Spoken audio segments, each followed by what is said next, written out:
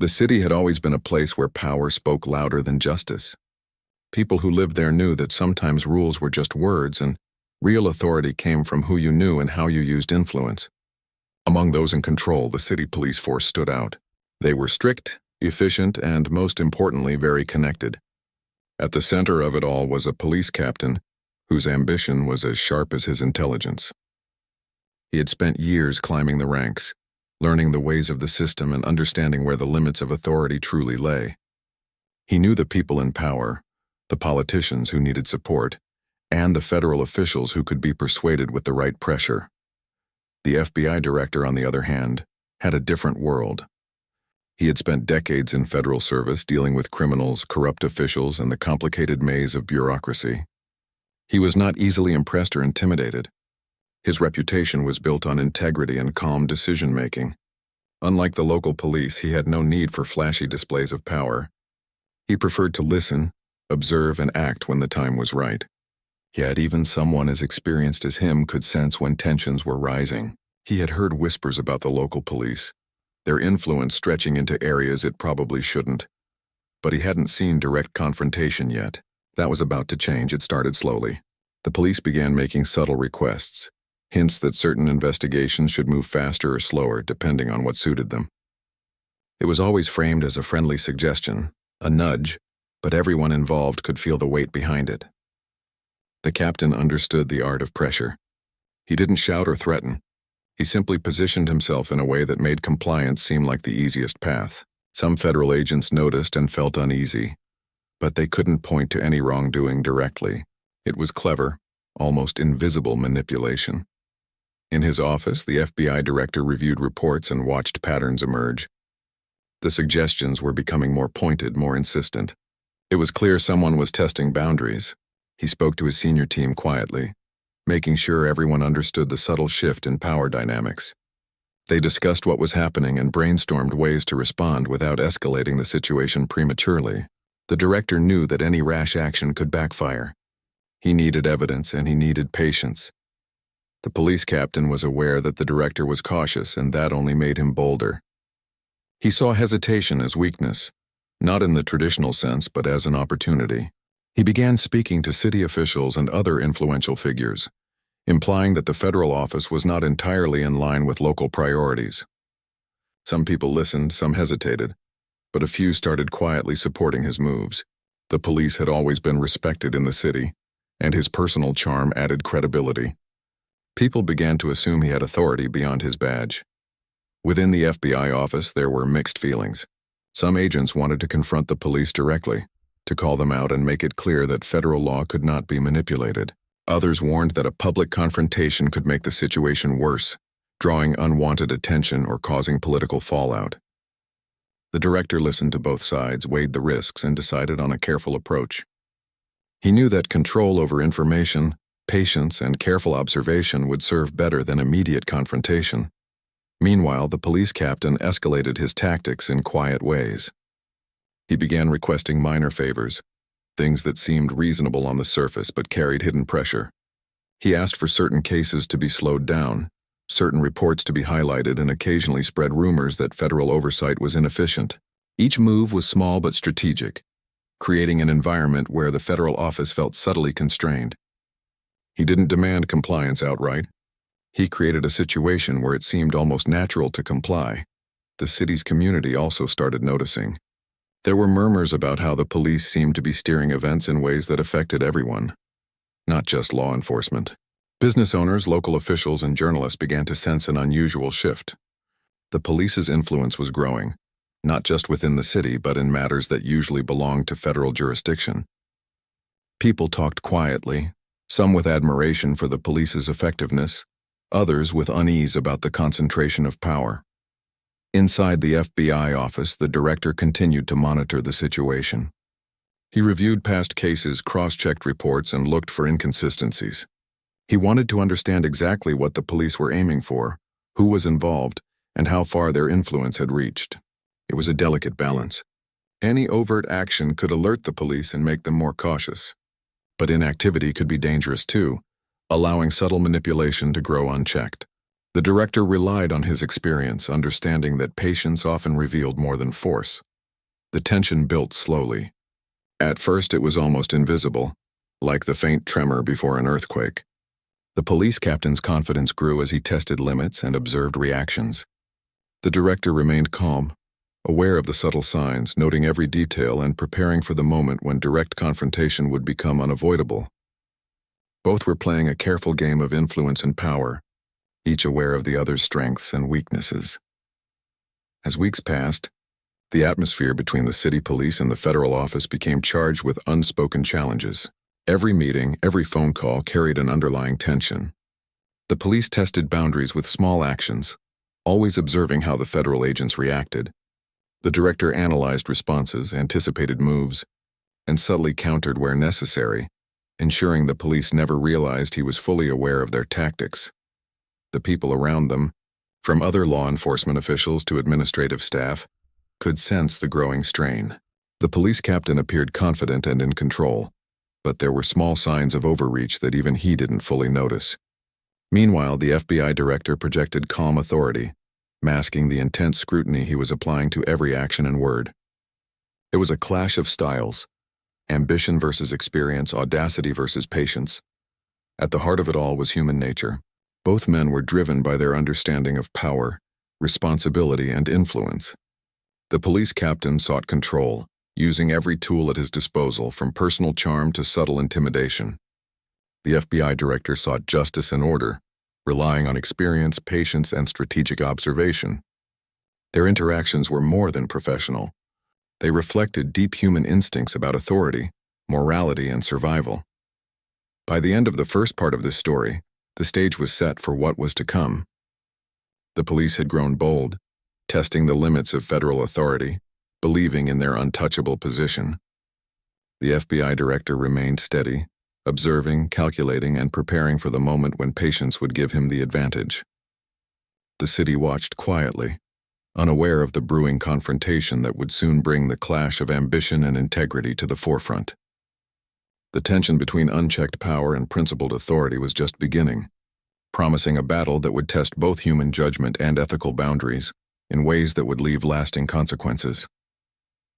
The tension between the city police and the federal office began to intensify, moving beyond subtle tests of boundaries into a more daring phase.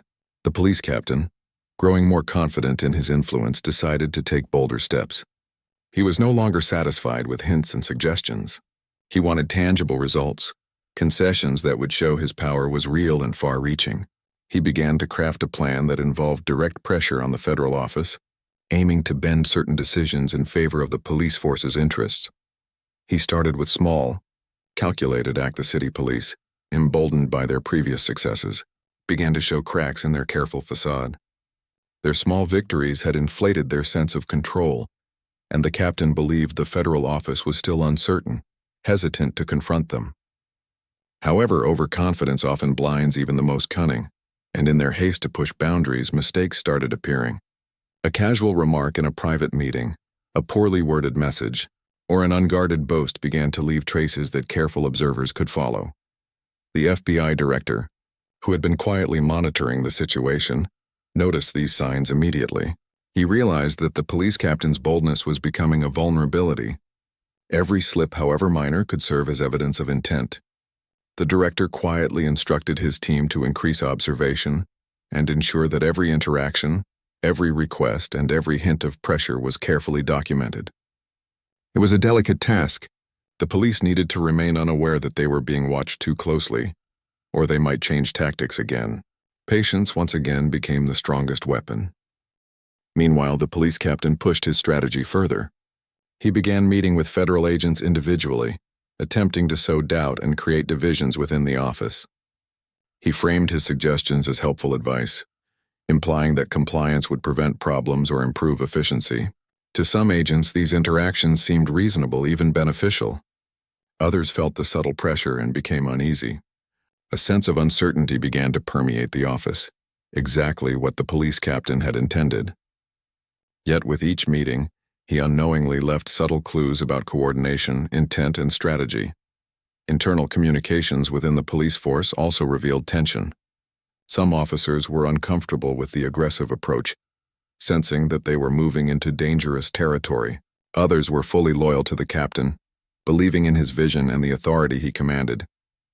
This mix of loyalty and doubt created a complex environment, where small disagreements and unguarded comments risked exposure. The FBI director, aware of the dynamics, understood that these human flaws could be used strategically. One of the first significant errors occurred when a police officer sent a report with inconsistencies.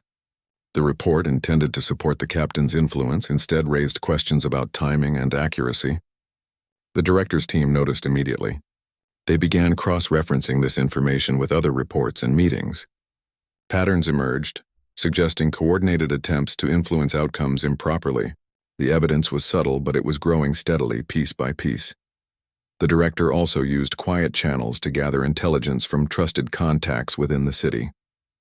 These sources provided insights into conversations and plans among police officers, revealing ambition, overconfidence, and occasional uncertainty.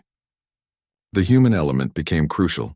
Mistakes made in conversation, moments of doubt, and minor overstatements all served to expose intentions that the police had hoped remained hidden. The police captain, unaware of these developments, escalated his tactics again.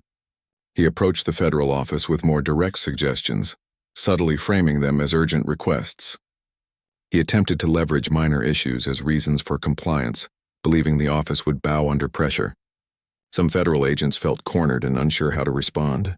Others reported concerns to the director, describing the psychological tension and implied threats. This information allowed the director to build a clearer picture of the strategy and mindset of the police. As the FBI director observed, he also began preparing subtle countermeasures.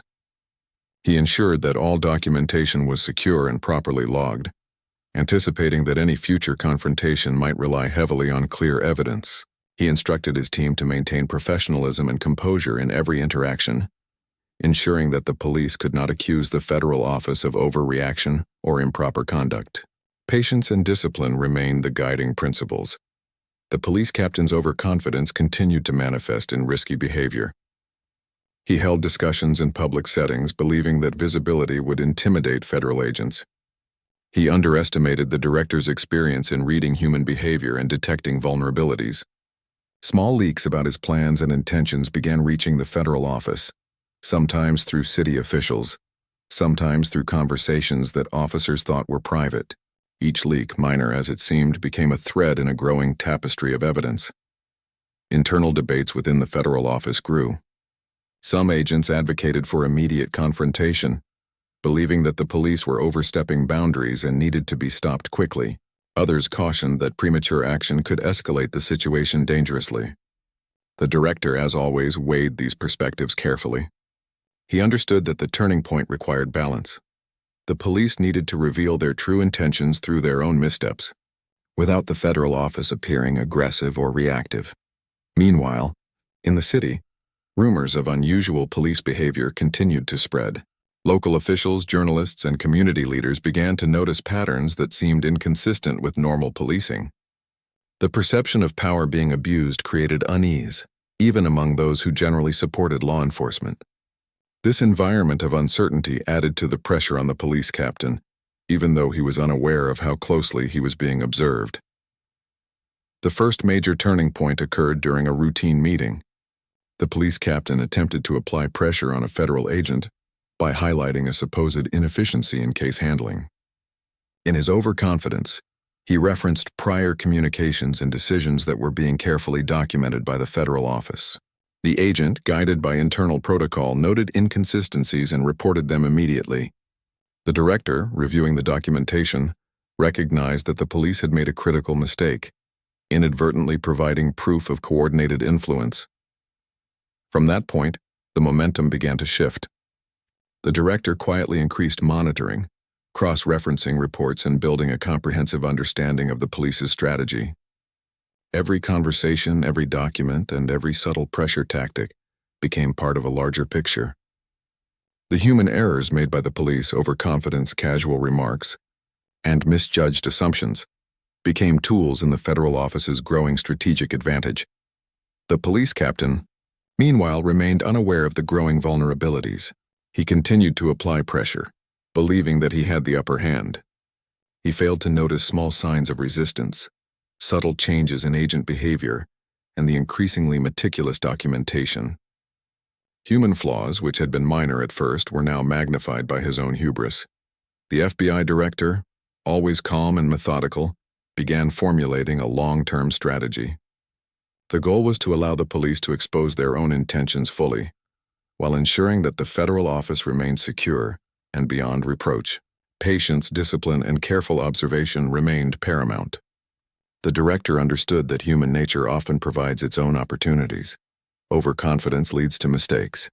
Ambition blinds judgment, and subtle psychological pressure can reveal true motives. As the story unfolded, the contrast between the police captain and the FBI director became more pronounced. The captain relied on audacity and perceived power, while the director relied on experience, ethical grounding, and patience. The tension between ambition and integrity, overconfidence and discipline, continued to build, setting the stage for a confrontation that would test both human judgment and the principles of justice. Within the city and the federal office, the human element remained central. Officers, agents, and officials all navigated personal ambitions, fears, and ethical considerations. Each decision, each conversation, contributed to the unfolding drama, illustrating the complexity of human behavior in positions of power. The mistakes made by the police, the careful responses of the federal office, and the subtle interplay of influence and authority created a story that was as much about human nature as it was about institutional dynamics. By the end of this part, the turning point was clear. The police, once confident and seemingly untouchable, had begun to make mistakes that revealed the limits of their influence. The FBI director, patient and observant, had identified these vulnerabilities and was preparing to act strategically. The balance of power was shifting, not through confrontation or force, but through careful observation, ethical discipline, and the natural consequences of human flaws. The stage was now set for the dramatic reversal that would soon unfold. The police captain and his team had grown confident over months of subtle influence, thinking their careful planning made them untouchable. But overconfidence had blinded them to the growing awareness of the federal office. Small mistakes, casual remarks, and unguarded decisions had started to add up, giving the FBI director and his team a clear picture of the police's methods and intentions. What had once been a steady climb in power now began to show signs of instability. The turning point had arrived. The FBI director, armed with a growing collection of evidence, began to subtly apply pressure back. He didn't confront the police directly at first. Instead, he orchestrated situations that highlighted inconsistencies in the police actions. He asked questions in meetings, requested documentation, and encouraged agents to follow standard protocols without fear. Each move was designed to gently push the police into revealing more of their strategies, without realizing they were being observed closely. The police captain noticed a change in the atmosphere. Federal agents were no longer reacting passively. They seemed more confident, more attentive to details, and less willing to be swayed by subtle pressure. The captain assumed it was caution, perhaps hesitation, but he underestimated the director's strategy. His overconfidence, combined with minor mistakes from his team, had created vulnerabilities that the federal office could exploit. An early sign of panic appeared during a meeting where the captain attempted to assert authority. He presented a case that he believed would compel compliance, but the director asked questions that revealed contradictions. Agents who had initially felt unsure now started pointing out inconsistencies, always respectfully but firmly. The captain realized something was off, but it was too subtle to fully grasp. Each attempt to regain control only exposed further weaknesses. Within the police ranks, uncertainty grew. Officers who had once supported the captain without question correctly. The goal was not vengeance but accountability. Every step was measured, emphasizing ethical responsibility, procedural correctness, and the restoration of public trust. This careful approach also reinforced the director's authority and demonstrated the contrast between principled leadership and unchecked ambition. As the police realized the depth of scrutiny and the evidence against them, they began to plead, first in private and then through official channels. The panic was not just about professional consequences, but also about the personal and ethical recognition of wrongdoing. The officers, including the captain, experienced the human reality of accountability, fear, regret, and the urgent desire to mitigate consequences. Every interaction with the federal office reminded them of the careful observation and documentation that had built a complete record of their overreach. The community and city officials observed the changes. Where once there had been uncertainty about the balance of power, confidence in ethical leadership and oversight began to grow. The police force, humbled by the exposure of their mistakes and the experience of panic, began to cooperate fully with the federal office in internal investigations. The human response to correction, guidance, and accountability became a central theme. Illustrating the balance between authority, influence, and integrity, the director, throughout this period, continued to emphasize professionalism, calm, and fairness. The focus was not on retribution, but on restoring trust and demonstrating that ethical leadership could withstand pressure and manipulation. By allowing the police to reveal their own errors through their human flaws, overconfidence, ambition, and misjudgment, the director highlighted the importance of patience, observation, and principled decision-making. Legal and professional consequences were implemented thoughtfully. Officers were disciplined according to the documented evidence of their actions. The captain faced both internal and external accountability measures, including administrative consequences and review processes that reflected the severity of his overreach. The goal was to reinforce standards, provide clear lessons, and ensure that power would not again be misused in similar ways. Throughout the resolution, the human element remained central. The officers experienced fear, regret, and reflection. The director and his team navigated complex interpersonal dynamics, balancing firmness with fairness. The community observed the unfolding events, learning indirectly about the responsibilities of authority and the consequences of misusing power. Each person involved, whether in the police force, federal office, or city administration, was affected by the interplay of ambition, ethics, and human judgment. As calm returned to the city, the FBI director reflected on the process. The resolution demonstrated that unchecked ambition and influence could be curtailed through patience, strategic observation, and ethical adherence.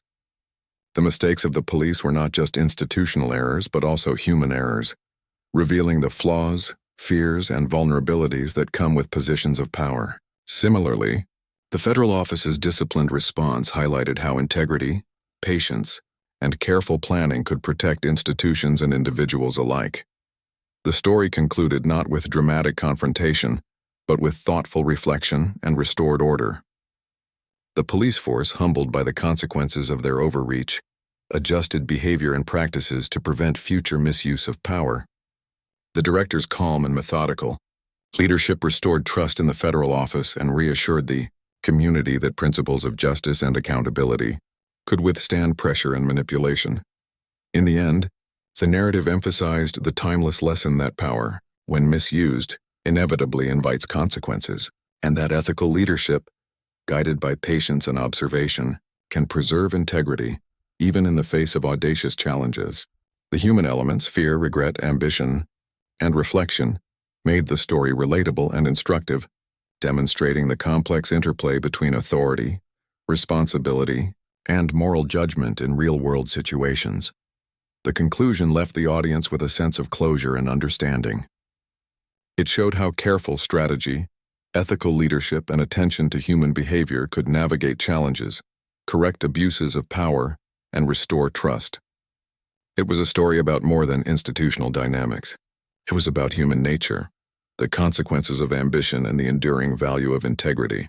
By observing and learning from this story, one could see the importance of patience, principle, and the careful balancing of power in any situation where authority and human judgment intersect. Chians. Certain cases were delayed or highlighted selectively to send a message. Specific investigations were subtly redirected, always under the guise of routine police procedure. It was a delicate operation, designed to appear ordinary while signaling an underlying control. The police captain knew that appearing too aggressive could backfire, so every step was carefully measured to maintain plausible deniability. Meanwhile, the FBI director continued his patient observation. He noticed patterns emerging in the police behavior that hinted at a coordinated strategy rather than random administrative choices. He called in his senior team, sharing the observations and encouraging them to be vigilant without making any sudden moves. The director knew that reacting too early could alert the police and allow them to retreat into more secretive tactics. He emphasized the importance of collecting evidence, documenting interactions, and understanding the full scope of the situation before acting. As the police increased their pressure, they started making indirect threats. These were carefully worded, never explicit, but the meaning was clear. Federal agents could sense the tension growing, and some began to feel nervous about how far the police might go. Rumors circulated among city officials and law enforcement personnel about the aggressive approach being taken by the police captain. Whispers of intimidation and manipulation began to circulate in quiet conversations, adding a layer of unease to daily operations. The police captain was strategic in choosing his targets. He avoided direct confrontations with the director initially, focusing instead on lower-level federal agents who could be influenced more easily. He suggested reprioritizing cases, subtly questioning decisions and implying that compliance would make interactions smoother. It was psychological pressure, designed to create uncertainty and anxiety without crossing legal boundaries overtly. The FBI director, understanding the subtlety of the situation, maintained a calm and methodical approach. He reinforced internal procedures, ensuring that all actions were transparent and accountable. Federal agents were reminded to document everything, to observe interactions carefully, and to report any inconsistencies. The director also reached out to trusted contacts within the city administration, quietly assessing the situation from multiple angles without revealing his strategy. Despite the careful tactics, the police captain began to overreach. His confidence grew, fueled by initial successes and the perception that the federal office was hesitant to challenge him. He underestimated the director's patience and strategic thinking. In private conversations, he boasted about the influence he wielded, believing that his control was unshakable. These discussions, however, were not as secure as he thought, and small leaks began to reach those observing the situation closely. The federal agents started noticing inconsistencies in the police actions. Certain requests and suggestions appeared coordinated, hinting at a deliberate effort to manipulate outcomes. The director carefully documented these patterns, understanding that this evidence would be crucial if the situation escalated further. He remained calm, ensuring that his team understood the importance of restraint and strategic patience. As weeks passed, the police captain escalated the pressure. He organized meetings under the pretext of routine discussions, but used them to press for concessions. During these meetings, he employed subtle psychological tactics, questioning decisions in ways that implied inefficiency or incompetence if the federal office did not comply. His approach was designed to unsettle the federal agents, making them second-guess their own procedures and decisions. The FBI director, observing these meetings, remained composed. He did not react to the provocations, instead noting each detail meticulously. He understood that the police were testing boundaries, and his goal was to ensure that every move was recorded and every implication understood. He maintained a professional demeanor, projecting calm authority while internally analyzing the motives and strategies of the police captain. Within the city, the atmosphere began to shift. Business owners, local officials, and journalists noticed the subtle signs of tension. Some admired the police's assertiveness, seeing it as effective leadership, while others grew uneasy about the concentration of power. The community sensed that something significant was unfolding behind closed doors. Although few could grasp the full extent of the unfolding power struggle, the police captain's boldness began to inspire both loyalty and fear within his own ranks. Some officers supported his approach, believing it demonstrated strength and ambition. Others felt uneasy, recognizing the potential risks of crossing federal boundaries. The captain's ability to inspire loyalty while exerting subtle pressure created a complex dynamic within the police force itself, further intensifying the unfolding drama. The FBI director continued to gather intelligence, not only from official channels but also through trusted contacts within the city. He cross-referenced reports, analyzed patterns, and ensured that every interaction with the police was documented. His patience was strategic, knowing that the police's overconfidence could eventually lead to mistakes that would expose their true intentions. Tension escalated further when the police captain made a more direct move. He approached a mid-level federal agent with a specific demand, framed as a reasonable request but carrying implicit pressure. The agent felt the weight of the captain's influence and hesitated, unsure how to respond. This moment marked a turning point, signaling the transition from subtle manipulation to more overt attempts at coercion. The FBI director immediately recognized the significance of this development. He convened a private meeting with senior agents, discussing the implications and outlining the steps needed to protect the integrity of the office. The focus was on careful monitoring, strategic documentation, and ensuring that no action taken by the federal agents could be misinterpreted or exploited by the police.